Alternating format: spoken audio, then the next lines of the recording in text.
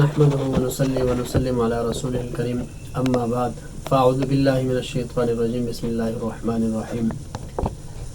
آج اس ویڈیو کے اندر ہم غسل میت کا طریقہ سیکھیں گے، اور غسل دینا بڑے ثواب کا کام ہے اور ذمہ داری بھی ہے، کیونکہ ہر انسان کی ضرورت ہے کسی کا بھی انتقال ہو جائے گھر میں تو گھر والوں کی ذمہ داری ہوتی ہے کہ وہ غسل دے، اور غسل دینا بہت ہی آسان ہے۔ سب سے پہلے جس تختہ پر میت کو غسل دیا جائے اسے اچھی طرح دھو لیا جائے، اس پر میت کو قبلہ رخ یا جیسے بھی آسانی ہو لٹا دیا جائے۔ اس کے بعد میت کے بدن کے کپڑے اتار دیا جائے اور میت کے صدر پر کوئی موٹا کپڑا ڈال دیا جائے تاکہ میت کا جسم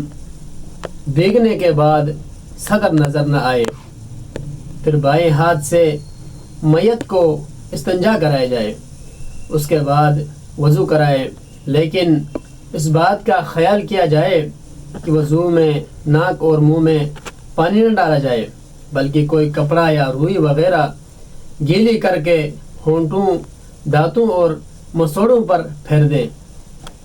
اور ناک بھی اچھی طرح صاف کر دیں۔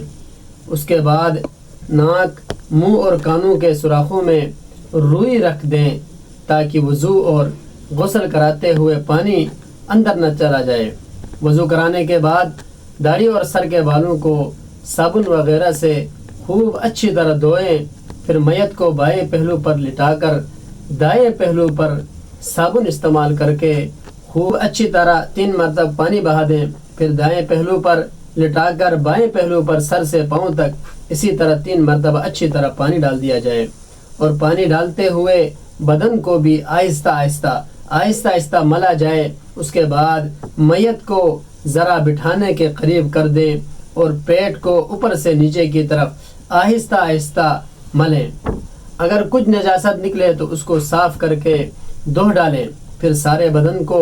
خشک تولیہ وغیرہ سے صاف کر دیا جائے، اور آخر میں میت کے بدن پر کافور یا کوئی اور خوشبو مل دیں اور کفن پہنا دیں۔ واللہ اعلم بالصواب۔